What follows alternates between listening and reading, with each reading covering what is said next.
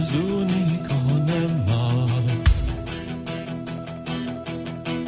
Крім на екрані чоловіка.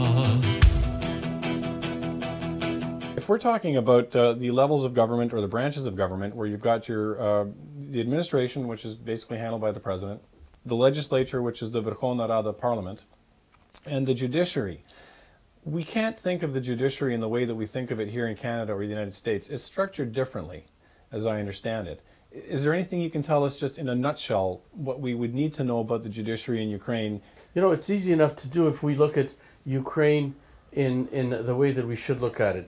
First of all, it's a country that's come out of a colonized state for, in the case of the West, for 80 years, and the rest of the world, the rest of the Ukraine, I would say 300 years.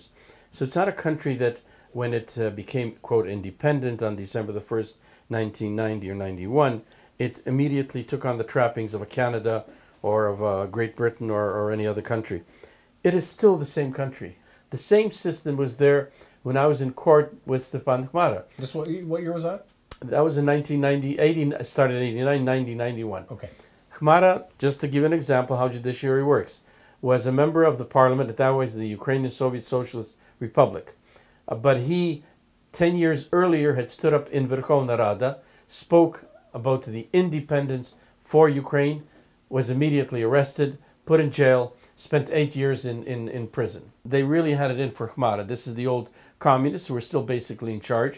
So they arrested him on trumped-up charges that he accosted a colonel of the KGB in an underpass in Kyiv, who, because Khmara came to the defense of a woman that this colonel was pistol whipping.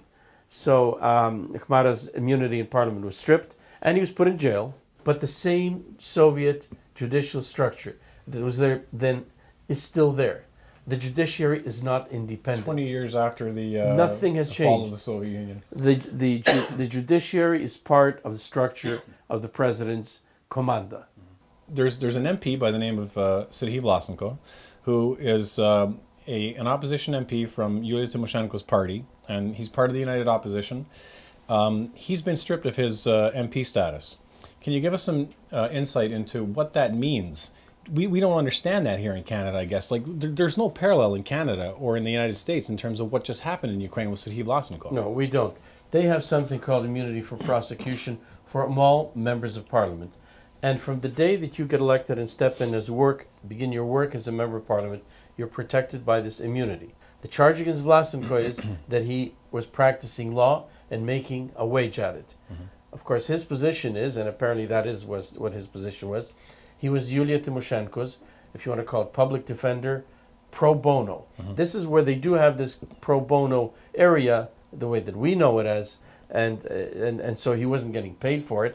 But the administration decided that they would take the interpretation that no, he's not a Koronnik or pro bono worker on behalf of Yulia. He is a lawyer getting paid. And because they still have a majority in parliament, they were able to strip him of his immunity. Once they strip him of his immunity, he can then, of course, be charged and put in jail, etc.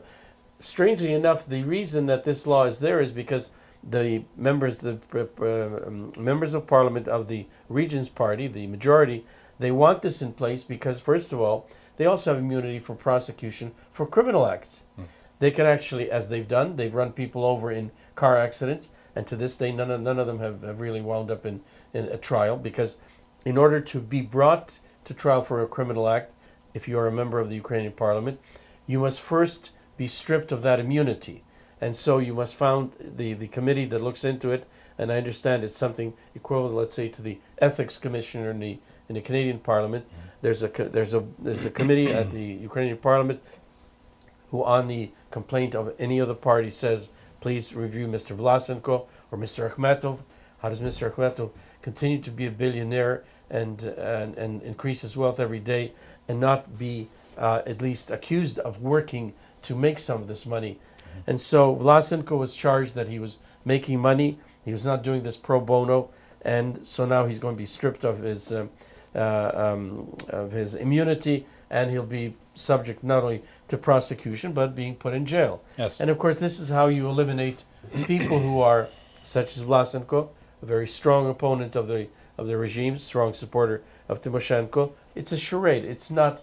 You can't say this is an independent judiciary, this is a fair application of the law, and you have to be careful about preaching to the Ukrainians, abide by the rule of law. Whose law? Yeah. You abide by these criminal laws. These are not laws. These are whims. These are convenience packages for the current group of criminals who sit in that parliament to continue to enjoy the benefits of running a country, enjoy their lives in London, Paris, and Monte Carlo, enjoy living the high life, and being protected in all of their businesses